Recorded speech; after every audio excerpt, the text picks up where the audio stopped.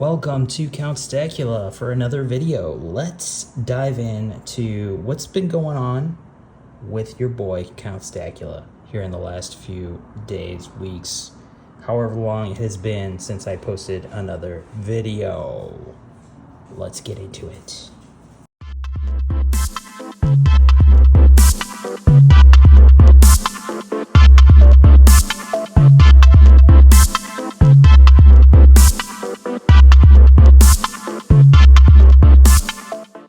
All right, so as you can see, I've got some interesting new colors in my boxes. And yeah, I've been playing around with different multicolored, tricolored filaments. And here's just like a little cool articulated dragon that I printed out that it's just so beautiful. These went over pretty well, as you might imagine, with the little ones for holiday gift ideas. Not my little ones, I don't have little ones, but family that have little ones. Anyway, yeah, it's so cool how like it shifts the color depending on what angle you're looking at it. And I love the design. I didn't make that design, but actually I do have a few extra of them I can sell. You know, you can leave a comment if you're interested. Maybe I'll post something up on eBay. And really, I just kind of experimented with these on, you know, for personal use because, you know, it is a little bit more expensive, this multicolored filament, as you might imagine. It's almost 3 times more expensive than the normal black. So it's not cheap to make this stuff, but I had an older version of this box. This is for the Rwanda 1-ounce silver coins, and this is how I keep them in their original mint packaging. But I had just filled up 2 full boxes, and I have 1 extra, and I had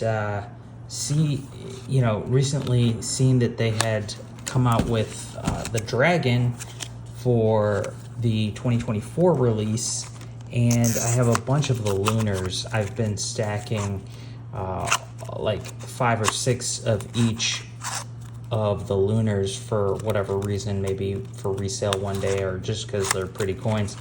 But I figured that, okay, if this is one collector coin that I'm going to continue in this series, there were some issues with this box that I had previously, so I kind of corrected those issues and put it in a neat little new color just to see how that looks. And I can, you know, say that I'm pretty happy with it. It is awesome. So that's that. I ordered a few of the dragon coins. Why did I order more collector coins? That is because, guys, I got a sweet deal right here. And this is not sponsored or paid for or anything. I just want to let you know that, you know, if you sign up with the APMEX Bullion card and get approved, you can get $150 cashback equivalent to put towards your next purchase with APMEX. And that's exactly what I did to get those 6 dragon coins under spot. Well, under spot. Actually, I added even 1/10 of an ounce of gold and another 1 ounce of silver to continue another collector coin series, which I'm going to share with you. This is the Gods of Olympus series. And while it was a pretty hot series when it first started in 2020 in this form, and it's just, you know, kind of maybe fallen out of a little bit of, you know, the hype surrounding it, but it's still a good series. And they dropped the Artemis coin, which is still a cool design. And so I wanted to pick up one of those. So I picked up roughly about $500 worth of metal, but I only paid $360 for it thanks to the Bullion card. which we'll see in January when it arrives. So just to give you a heads up, guys, like I am a proponent of churning through different credit cards that offer these, $200 cashback giveaway deals. I mean, as long as you manage credit appropriately, responsibly, you're probably going to spend $500, $600, $700 a month on groceries, gas, and just paying, for regular purchases. So I just, I don't have any allegiance to a particular piece of plastic, only to that which will benefit me the most. And so, every couple months, every few months, I'll just churn through their different, $200 giveaways or $150 giveaways and try to save some money by getting those cashback deals. If you have a decent credit score, you're pretty much going to go ahead and get approved. So I recommend that, but I don't get any kickbacks for telling you about the Bullion card, so there's no referral links or sponsors or anything like that. It's just a heads up. Let's take a look at another sick looking dragon in multicolored filament. So yeah, I've been experimenting with other colors. These are the more high premium kind of colors that you can do with 3D printing, and I suppose we could do something in the boxes. They don't look quite as cool as the articulated dragons do, but because they have these lines in them sometimes, But I actually like that. It's an interesting looking perspective. You don't know what you're gonna get when you print with this stuff, but it prints great. Like, it is phenomenal. So it's pretty amazing what you can do with it. Now, we've gone over that quite a bit. I've got these two. These are like my two favorite little antique silver pours that I did recently. There's more, guys. I did a lot more. If you tuned into my post that I shared with the community a couple of days ago, you knew that I had a big amount of 2-ounce pieces that I had poured that just didn't make the cut. They weren't exactly 2 ounces, so I had to melt it back down into a nice cylindrical ingot, and then I poured it. I did a maximum capacity test of 20 ounces of or 20 pieces at once, not including the the buttons and the tree and everything. And let's take a look at what came out of that. Now, it is shiny, it is beautiful, but unfortunately, this is just some of it. We're gonna take a look at it, but it had its issues. So it's a little rough. I was a little disappointed. Maybe I'll even share some of the pour video in this. I'll edit it in, but a couple of issues. So I got a new scale, so we can take a look at what may have gone wrong here. This is a more of a precious metals kind of scale, and it does grams to the thousandth. You can pretty much get a good accuracy to the thousandth, and you'll see that 1 ounce is 31.1. So this was underweight by just a slight amount, and this is the Dragon Stacker round. And also the detail is not incredibly stunning.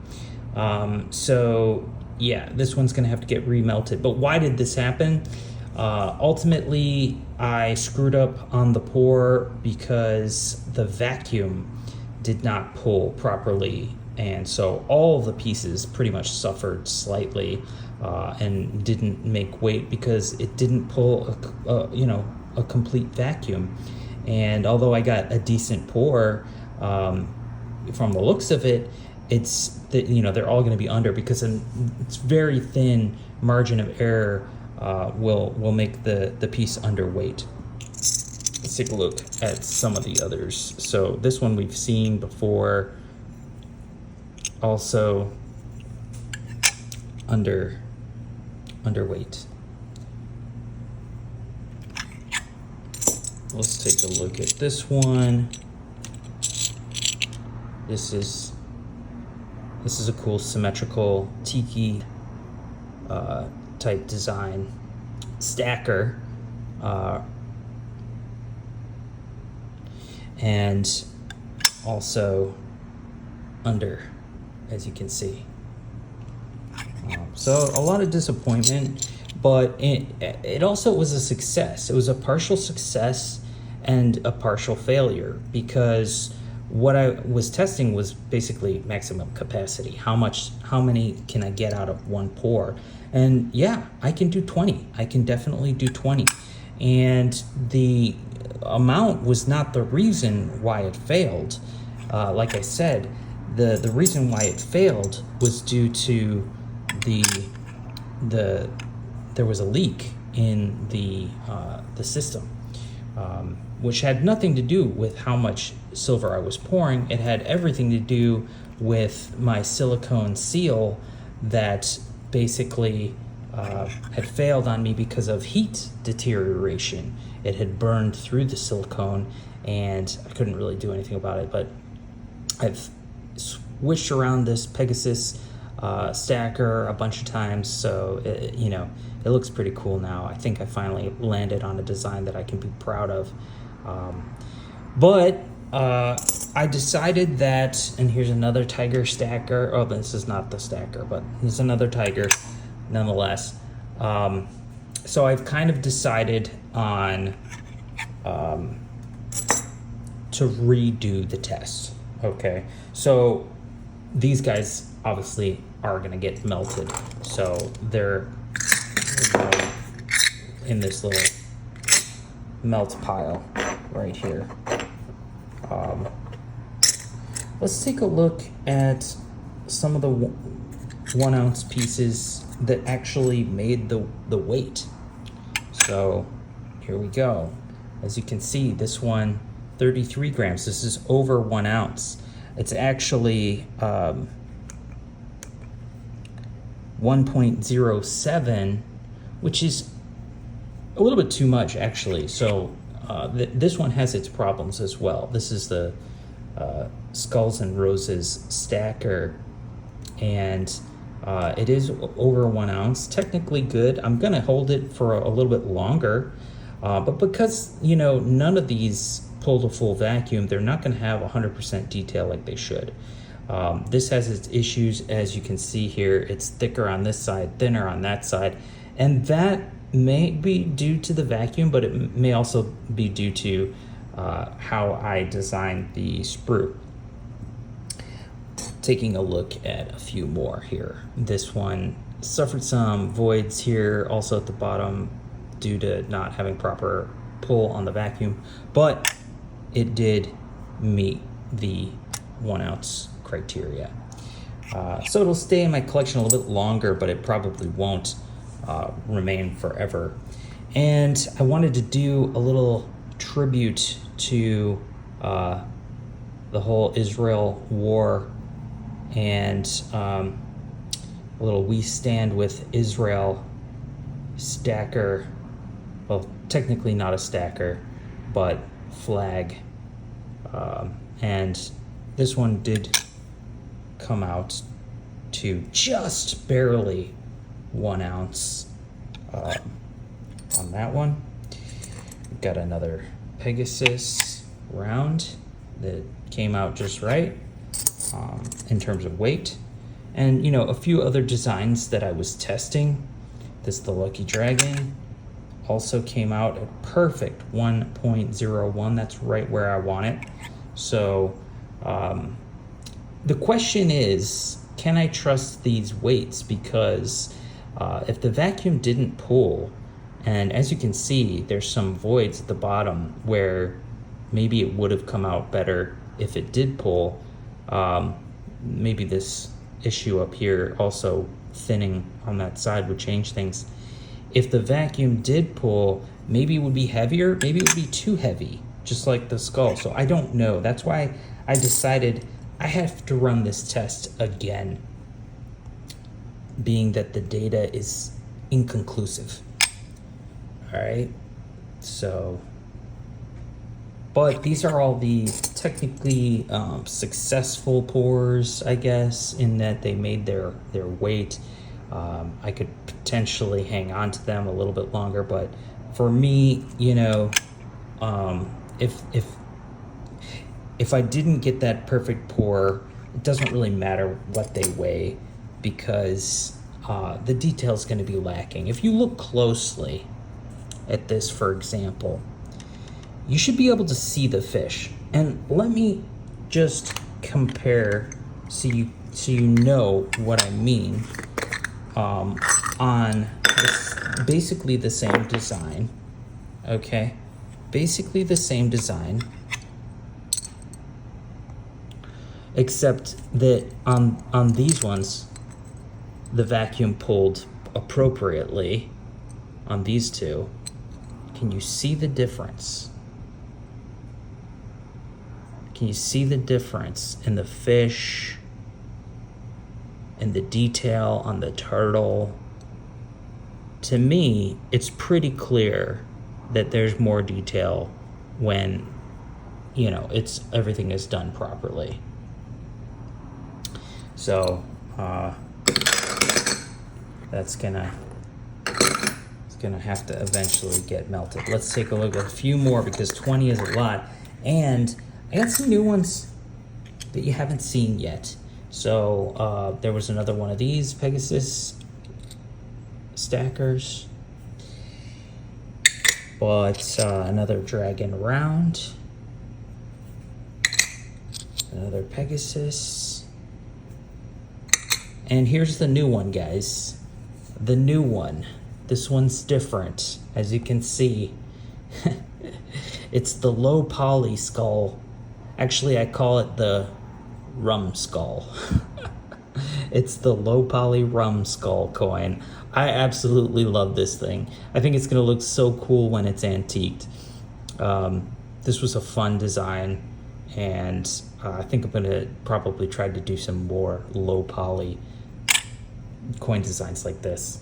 But as you can see, it was slightly under, so that could be the vacuum or it could be the design. I haven't really figured that one out yet, but there were a couple more.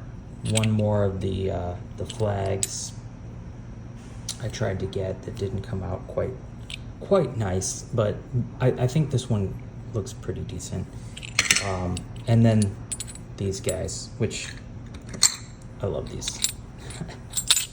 I love the rum skull. So I'm redoing the test, this time not quite as many, only doing 10 instead of 20, because what I realized is that when you pour 26 ounces, it was technically 26 ounces of metal, what you get is a very difficult pour. When your crucible is completely full and you're trying to pour that into a hole that's like smaller than the tip of your pinky finger, what happens is basically you have to pour from like 5-6 inches above the mold, and because you simply can't tilt the crucible more than maybe 10-15 degrees, or else the metal starts pouring, and it just doesn't fit closely enough to the hole, to be able to pour like normal. So you have to pour from higher in order to, and so the metal actually has to drop like 6 inches. And I was a little paranoid that it was going to splash.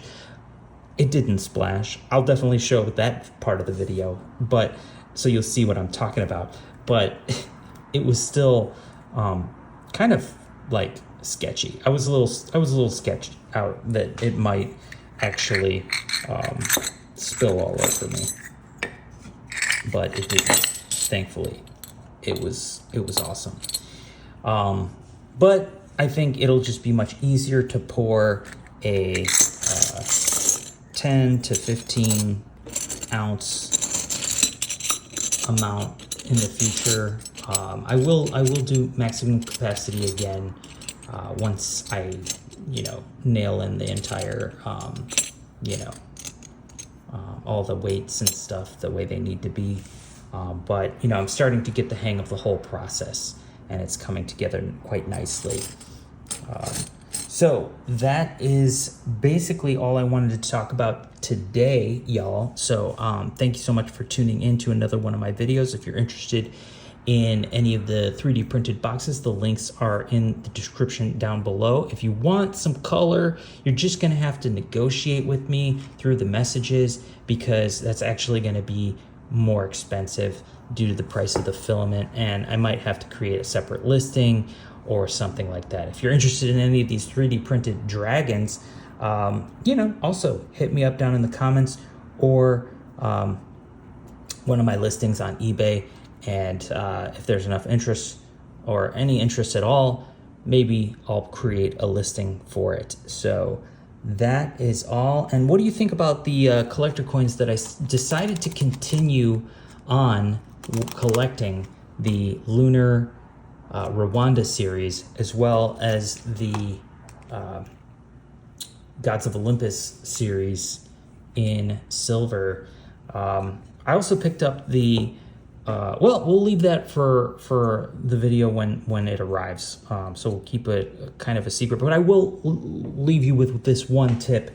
And if you are going to do purchases from APMEX, the Bullion card, using the Bullion card and that $150 cashback deal, I think, as someone who does actually often purchase generic silver for the purpose of pouring silver at the lowest possible price, when buying from APMEX, I don't recommend buying generic silver, because you're going to pay a substantial premium above what you could be paying at any other retailer for the same buffalo or just generic round. You're going to be paying a couple dollars extra easily, and that's not even factoring in shipping and taxes. So the only reason why I was able to really use this card was to, the only deal that I could, substantiate would be getting the collector pieces that, APMEX actually has decent prices on the higher premium collector pieces. That's pretty much what they're known for. And you might occasionally be able to find a better price somewhere else, but they're going to be pretty competitive because that stuff's already expensive. And so if you're interested, if you're collecting something, and you have that $150 cashback bonus, I would recommend getting collector coins over just generic metal. Just my opinion, but I think you're going to get ultimately a better deal, even when you go to resell it, because, the collector stuff does hold quite a bit of a premium, especially if you know how to sell it or market it when you do go to offload those pieces. So yeah, I would definitely consider that, if you do sign up, go for the collector stuff from APMEX. Don't go for the generic Bullion, because you'll be able to find that cheaper elsewhere, and maybe use other cashback rewards from another credit card to use towards that. So that's going to do it for us today. Thanks for tuning into Count Stackula, the latest video. I hope you enjoy and have a happy holiday season, and we'll catch you on the next one. Thanks for tuning in. Peace, y'all.